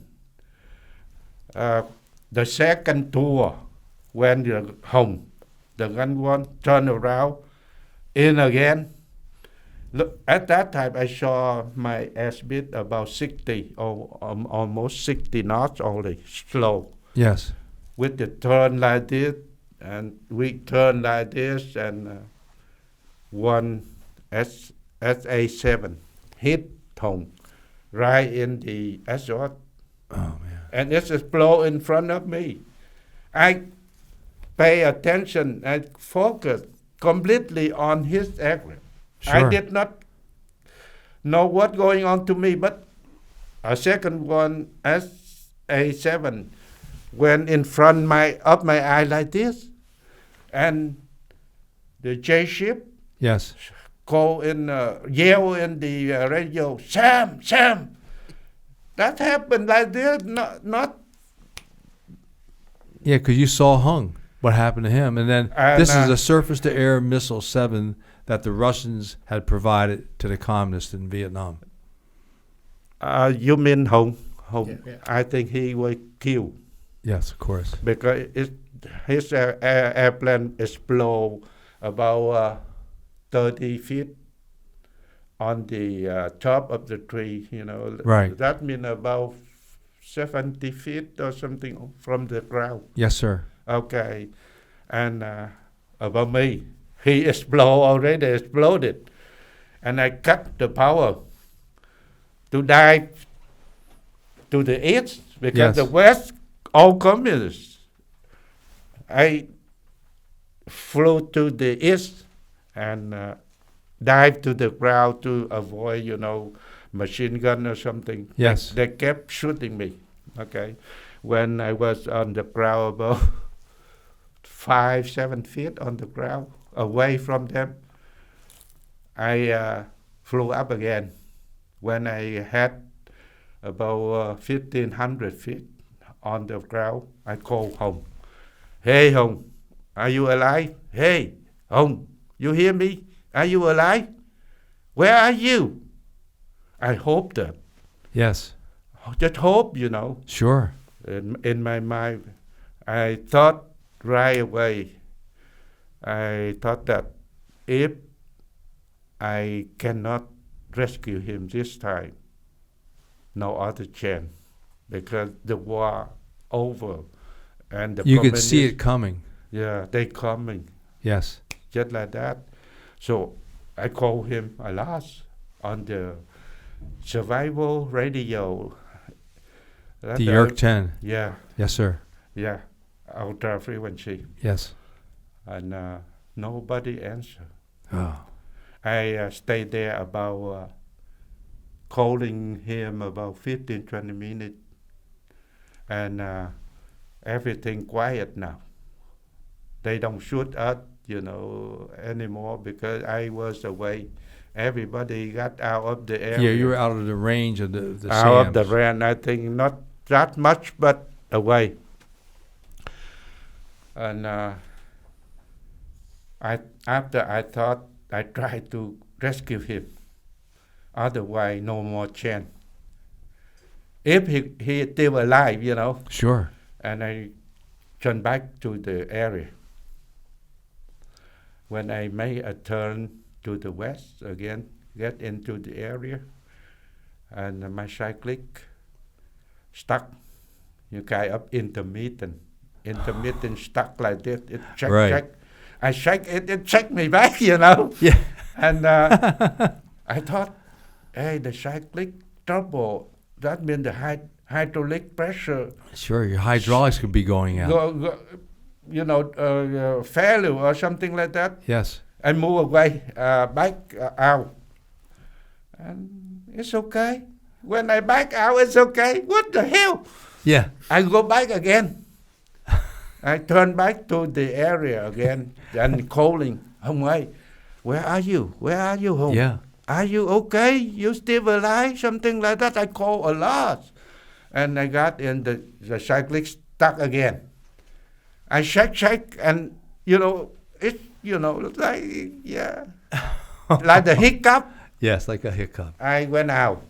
Okay, I said, and my co-pilot told me, he died already. Don't try anymore. What? You crazy? And I listened to him. Yeah. Yes. But the question in my mind, what's going on with my your control? cyclic? You know? It's okay now. And suddenly I heard sound. I heard noisy voice. Down. It means, I am here. I am here. In my mind, I thought, Hùng, call me. Yeah. And I was so glad. Mày còn sống hả, Hùng? You okay? Where are you? Yeah. Tao là Son nè. I am Son. He was waiting still in the jungle. He's on the in ground. the jungle. And because his radio, battery not, strong anymore. So the noisy sound like, Tao là Son nè, Tao là Son nè. Okay, wait. I told the CNC, Yes. my commander, hey, please listen to song. He's calling. And they contact with him and let him know that we're going to pick him up. And home, nothing, quiet. Yes. And that about 5:30 in the jungle. And the weather not very good and no more light, something like that. It's dark, a little bit dark. Sure. It was so sad, you know. Oh, I can't imagine. Yeah. The sad evening. And I call a little more and nobody answer. And we didn't have enough. We ran out of fuel. And Commander Lieutenant Lung told me, hey Steve, everybody out to go to refuel. And he picked Song up and for all. Oh, no kidding. Yeah, that's a good commanding officer. Yeah, he came to pick them up. Right. And you know what? When we went home, remember the question I told you, I did not know what going on with my cycling? Yes. I'll tell you the story later. Yes. But well, you could tell us right now because, I mean, this would be the continuation part because this... Oh, right now? Yeah, right here, then we'll come back to where we were. But because where were you when you talked to the person who had the answer to that question? Oh. Many years later. Many years later. Maybe 30 years, something. 30 or 40 years, give or take a decade. Yes, sir. After almost 6 years in the prison, 18 months, that means 1 year and a half in a refugee camp, and came to United States long ago. And I met him, my co-pilot. Yes. He contacted me, and he invited me to have a party with him. Sure. He is living in here, San Diego. Yeah, right here. Okay. This guy, just a second. Right here. This guy have the mustache. Yes. Like me. Yes. Yeah. He right handsome here. Like you. Yes. Đẹp trai lắm. So, anyways, tell us, what did he say to you at the party? After a cup of beer, you know. Of course. He said, Steve, anh Như, that means brother Như. Okay, anh có biết không? Do you know? I saved your life. I got shocked. Fuck, when? When did you save my life? He goes, March 13th? No, he said, you crazy at that day. You know why the control is stuck, locked? I said, that's a question. For many years, I don't know. Yeah. He said, I saved your life. You know, when you move the cyclist that way, I use my leg to hold it back. No. I made it because I knew that you were crazy. First, the aircraft, we were flying full loaded with ammunition. Sure. The second home was exploded that high. They die already for sure, 100%. Yeah. If, like you, think they still alive, you could not pick them up. Because you went back to the west, you'd be going back to all the weapons. In the area, and the area waiting for you.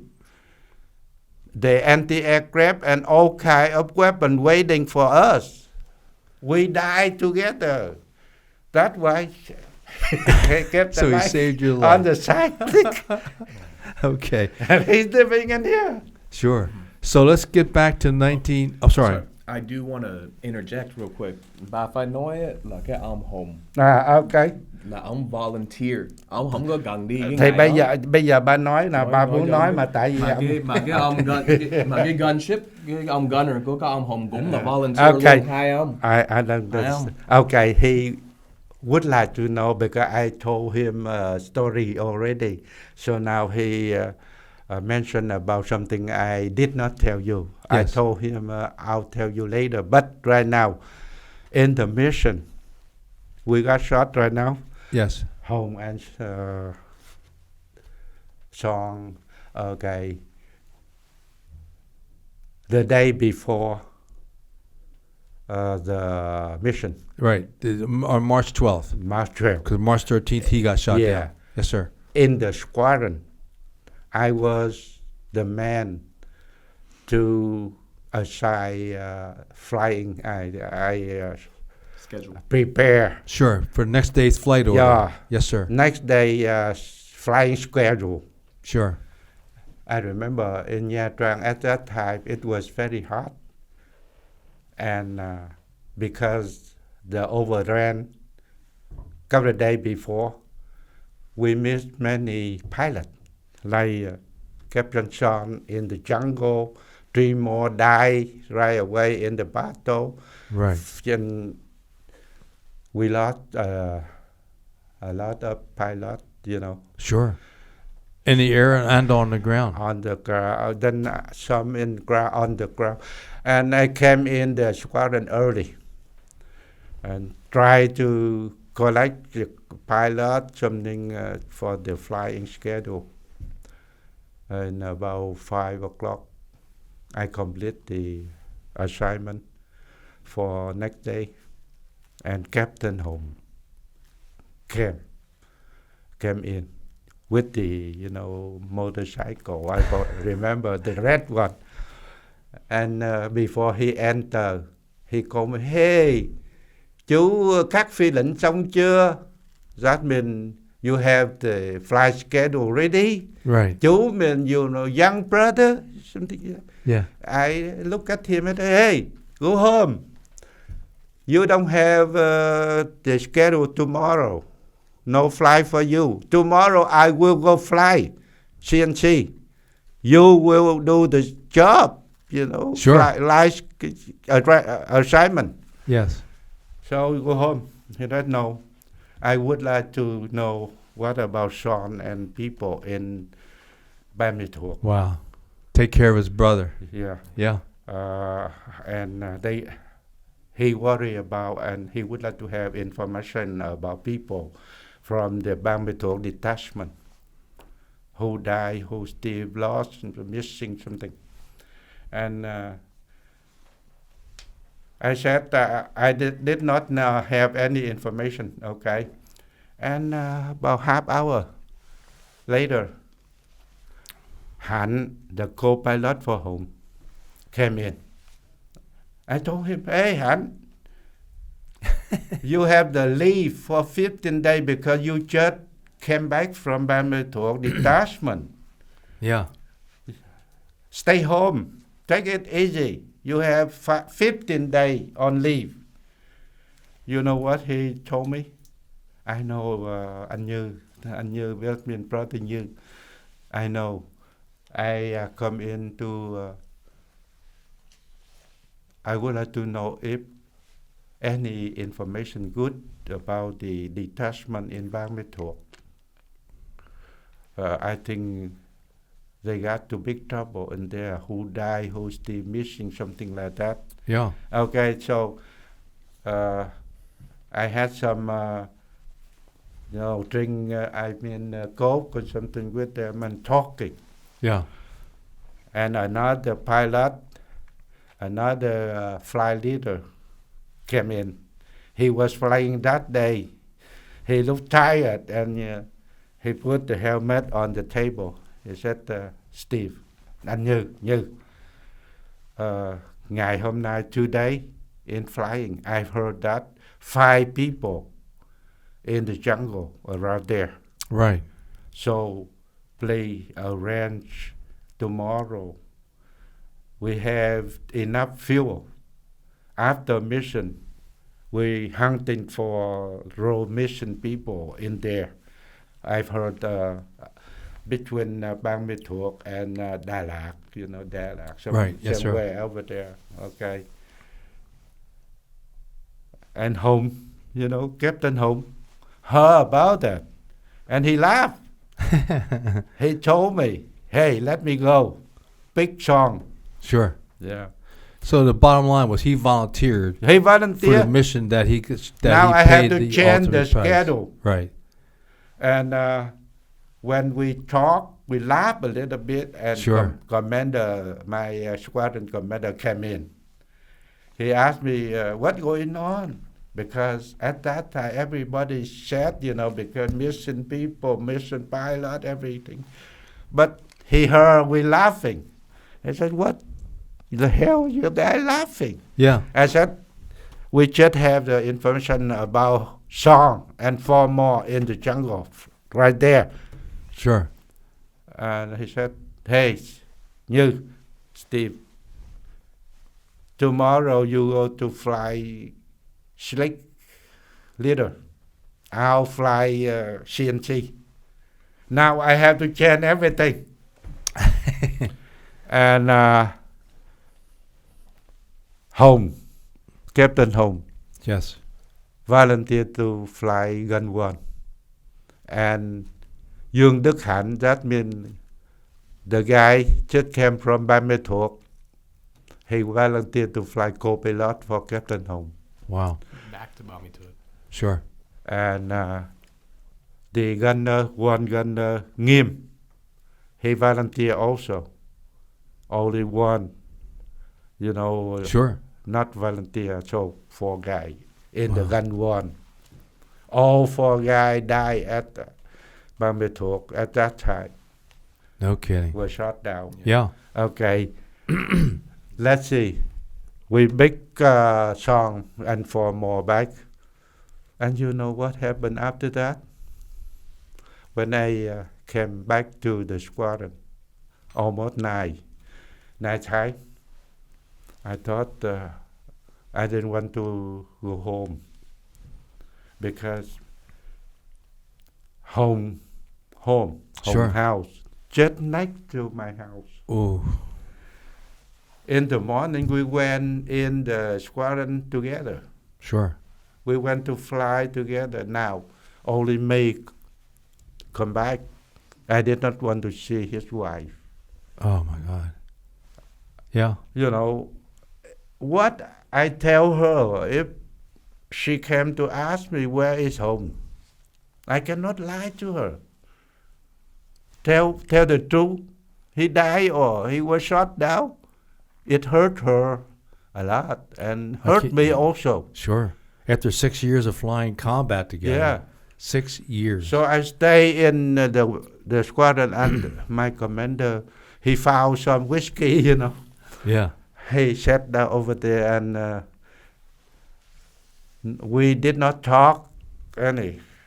And he gave me some whiskey and he has the glass of whiskey and we drank until very late. I waited. Sure. Everybody asleep, went to sleep and quiet. About 2 hours, 2 o'clock in the morning. I drive my Honda, my motorcycle back to my home. Before I came in, I turned off the motorcycle, no noise. Right. Quiet, look around, like the tape, like the bad guy. What? It's a clandestine And arrival. Nobody saw me. Quiet. Sure. I came in and changed the clothes and washed a little bit and set the clock alarm. And I lie down. I was so tired, and with the whiskey, I wanted to sleep something. But the alarm clock, I woke up. Time to go. About 4 o'clock in the morning. So I dressed up, and secretly left the house. I went to the squadron and I hid myself from home wife until now. Never see her again. But after that, home took 2 kids, little kids, home. And I went to the re-education camp. We didn't see each other long time, no see. Sure. And I came to United States about 16, 17 years later. Friend of mine in Vietnam. Yes. Had contact with her. He found where she living. Right. And he sent the letter to us. In here we have the group 219 group website. You know. Yes. So I got the information and I asked the Kingbee, everybody in 219 Squadron, collect some money. I sent to her. Sure. And after that, about 2 months, I got a letter from her. She said in the letter, thank you very much for your help. I miss you after Hồng died. I tried to find you, but couldn't. So now I could not hold my tear. So please try to read it. The letter, you know, smear with the tear, something like that. Yeah. And so that was a long time together. Yeah, but 36 years later, yes, they came back with me, and his wife now, like this, his wife, and the kid. Well, we can get a picture, and we'll include that as we attach it to the. Let's see the kid. To the for the right YouTube. Here. Yes. Let me see which one. This is Hồng wife. Okay. This is Hồng daughter. When he died, the daughter about 3 years old, and 36 years after 1975, about 91, I don't know. Right. So, but say 36 years after 1975. That's a long time. They sent me a letter. The kid and his wife sent me a letter and told me this is the time we decided to go looking for Hồng remain, and asked me tell them the location Hồng was shut down. Wow. And I went in the library, look at the old map, try to find your location and checkpoint, something like that. And I sent her a letter. I said around there, about what time, something like that, location. Not exactly, because after 36 years, that's completely different. And plus, you're ducking and dodging SAMs and enemy rounds being fired at you. Yeah. One in front, one in the back, and a tragic one that you witnessed with Hồng. Yeah. So, so just they did go back. They tried to find her. Was there just this very interesting story. I asked them how you find Hồng remain with the information like this. Not exactly, and everything over there, they build up. And the jungle grows too. Yeah, jungle, everything grows. And they told me in the letter, they told me that they say that the psychic helped them. Help him. I couldn't believe that. Yeah. But okay, whatever. And they called me. They said the psychic showed them exactly the location. Really? Yeah. And were they able to find the remains? And after some loss, the psychic adjust the way, around there, finally, the psychic said, hey, you see the butterfly, that color, follow the butterfly. Butterfly will stop anywhere. The place is there. Oh man, I can believe that. Hard to believe. But they proved to me that work. They came there and followed the instruction of the psychic. They came over there and they told me they saw everything the psychic told her, like the big rock, right? The well, for for the water, the well water, for the water, the yes, well, sir. yeah, and something like that. Okay, and they cúng. They lit incense and they had a little shrine, kind of pay homage to him. Sure. And pray, you know. Praying, it's like a praying. Yes, of course. And right here, they have food and fruit, and with the incense they pray. Hey, Hồng, Dad, if you are good, you know, give some signal. Sure. So we can get your remain home after 36 years. Wow. And at first they tried this way. They put a stick and the egg. First they put a stick down there. Wind, everything flow, you know. And the stick, they put the egg on the top. They couldn't make it. After they pray again, you know.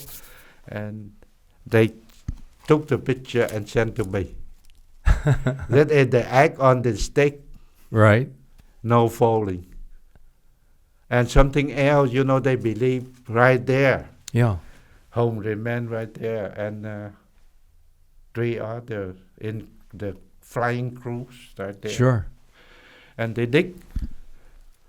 They need a lot of money to hire somebody to dig it. So this help me out here. They were able to get to, and they found some remains. They found some bone. Wow.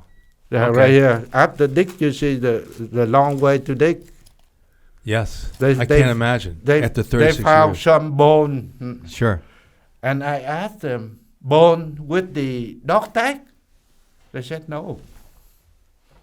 No dog tag at all. Just some bone, you know, like the hair, skeleton, something like that. Sure. I had the question in my mind, is that the correct one? Or somebody else, or VC maybe, you know? Or the VC would take all his identification. Yeah. So, but anyway, they believe that those bones were remain of the screw. All right. So let me get you back to 1975. That's a very good story. When I show you one. One more? No. She divided the bone into 4. Okay. And yes, sir. She put in the jar. Wow. And she brought back to Saigon and left the jar in the temple. And every week she came in and kind of, you know, pray for them. Wow. And you know what? What? One friend of mine in Canada. Yes. He said, no, you have to have the bone DNA. Otherwise, you know, you have the bone of the VC and now you pray. Doesn't make sense. And I told him, hey, you shut up. Yeah. You buku dinky down. Yeah. Buku dinky down. Okay. 36 years. Yes. The family. And she's at peace. Want to have something. Sure. She believed that. Right. Now she believed that the bone home remain. Okay. That's what counts. You keep your mouth shut. Okay, so let me get you back to 1975. Okay. Please. So as we're now, this is March. So by what happens after April 30th? Because you flew another mission and then you got shot down a second time. Did you with the Huey, right? Have we covered that? We didn't cover that yet. Yeah, in 1973. That was the Huey? Yeah, the Huey. Okay. The first one in 1971 with the UH 34. How about this? Because of where we are with our story, I'd like to get into the second part of your story, which was the part that nobody hears about. April 30th, 1975, and then when and how did you become captured and then placed in a re-education camp? Well, we're at that time in the show, and it's time to say thanks to all the men and women in our armed services who fought and bled for this country. We also thank the Border Patrol, law enforcement, first responders, EMT, corrections officers, and particularly the Border Patrol these days with what's going on at both of our borders. As always, we are grateful for Jocko Willink Productions and his technical staff for making all this possible in conjunction with SOG Chronicles. And we'd also like to thank the men and women who served in years past, men like Steve, who is here today talking about an aspect of the Vietnam War that's received little publicity in the years past. And again, we thank Jocko and the staff for making all this possible. We also remember and salute the men and the women who did not return from Southeast Asia.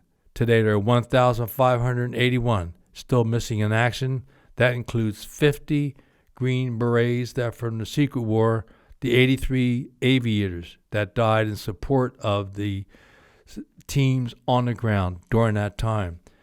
And also, if you'd like to read more about our exploits with the Kingbees, you can go to my first book, Across the Fence, and there's numerous stories in there. You heard about some of those legends, Captain Duong, Captain Tin, and others. And then the second book, we lead off there with Captain On, was just amazing stories that you could also learn and from Jocko Podcast, number 247, 248, and 258 and 259. Those are some of the latter ones. And, of course, our first one, which was now, it's hard to believe, 3 years ago, we did our first Jocko Podcast. Here at this studio was Jocko Podcast number 180. We always encourage you to do that. And speaking of Jocko, he has a few products himself. Books, outstanding in nature. The Dichotomy. And the Dichotomy of Leadership, he and Leif Babin. And one that I'm going to have to rebuy my purchase. I purchased one years ago when it came out. I gave it to a friend. It never was returned. So now I got to get my new copy of this. But outstanding work by Jocko and all that they're doing. So again, we thank everyone for making this possible. Steve, thanks again for today, your story. And with that, God bless America. Until next time.